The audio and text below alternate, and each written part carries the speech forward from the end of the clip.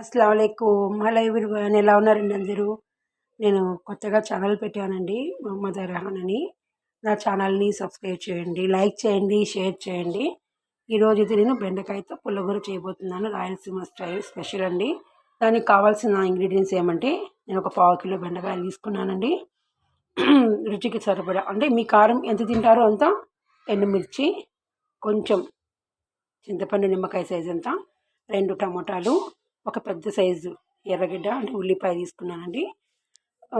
కొంచెం 1/2 స్పూన్ జీలకర్ర, 1/2 స్పూన్ ఆవాలు, ఒక చిన్న గడ్డ మొత్తం తెల్లగడ్డ తీసుకున్నానండి. ఇప్పుడు నేను ప్రాసెస్ ఏంటి అనేది మీకు చూపిస్తాను. నా ఛానల్ని కొత్తగా చూస్తున్న వాళ్ళైతే సబ్స్క్రైబ్ చేయండి, లైక్ చేయండి, నా ఛానల్ని కొంచెం సపోర్ట్ చేయండి ప్లీజ్.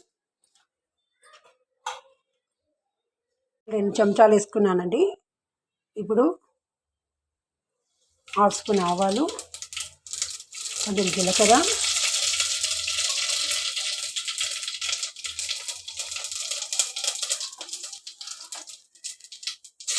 ఆనియన్స్ వేసానండి.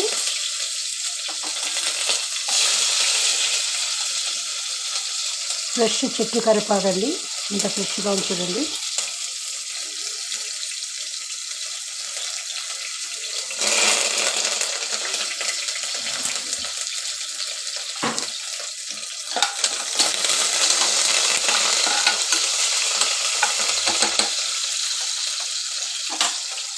మనం కచ్చాపచ్చగా దంచుకున్నాం కదండి తెల్లగడ్డ, అది కూడా వేసేయాలి దీంట్లో.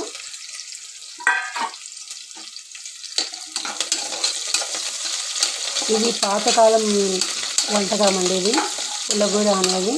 మనకు బెండకాయ చాలా మేలు చేస్తుంది కదండి. బెండకాయతో చాలా రకాల వెరైటీ చేసుకొని తింటాము, కానీ బెండకాయ తింటే చాలా చాలా చాలా ఆరోగ్య బెనిఫిట్స్ ఉన్నాయండి మనకు. మీకు టేస్ట్కి తగ్గట్టు ఉప్పు కూడా వేసుకొని తొందరగా ఆనియన్స్ మగ్గుతాయండి. ఎండుమిర్చి వేస్తున్నాను ఫ్రై అవ్వడానికి కొంచెము.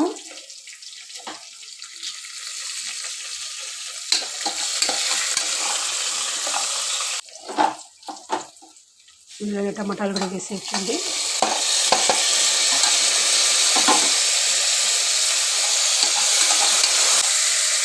చాలా బాగుంటుందండి, సంగటిలో కానీ అన్నంలో కానీ చేసుకున్నామంటే చాలా అంటే చాలా బాగుంటుందండి ఈ బెండకాయ పుల్లగూర. మరి మీ ఊర్లో ఏమైనా పిలుస్తారో తెలియదు, మేము మాత్రము బెండకాయ పుల్లగూర అని పిలుస్తామండి దీన్ని.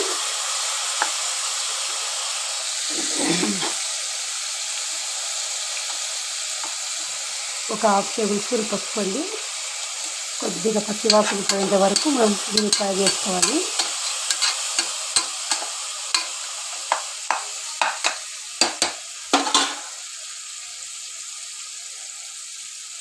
ఒక 1/4 కిలో దాకా బెండకాయలు తీసి ఇలాగ చిన్న చిన్న పీసెస్గా కోసి పెట్టుకున్నాను.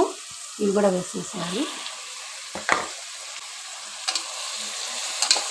ఒక 5 నిమిషాలు మనం దీన్ని ఇలా వేగినామంటే దీనిలో ఉన్న పచ్చివాసన అంతా పోతుంది.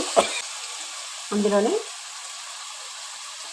ఒక చిన్న నిమ్మకాయ అంతా చింతపండు కూడా వేస్తున్నానండి.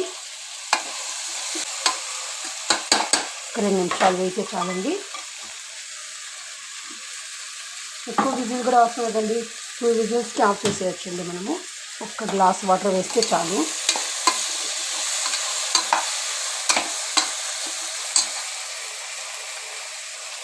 చూడండి, ఈ విధంగా అయిపోతుంది. మనం 2 విజిల్ పెట్టుకుంటే చాలండి. ఎక్కువగా కూడా మనం దీన్ని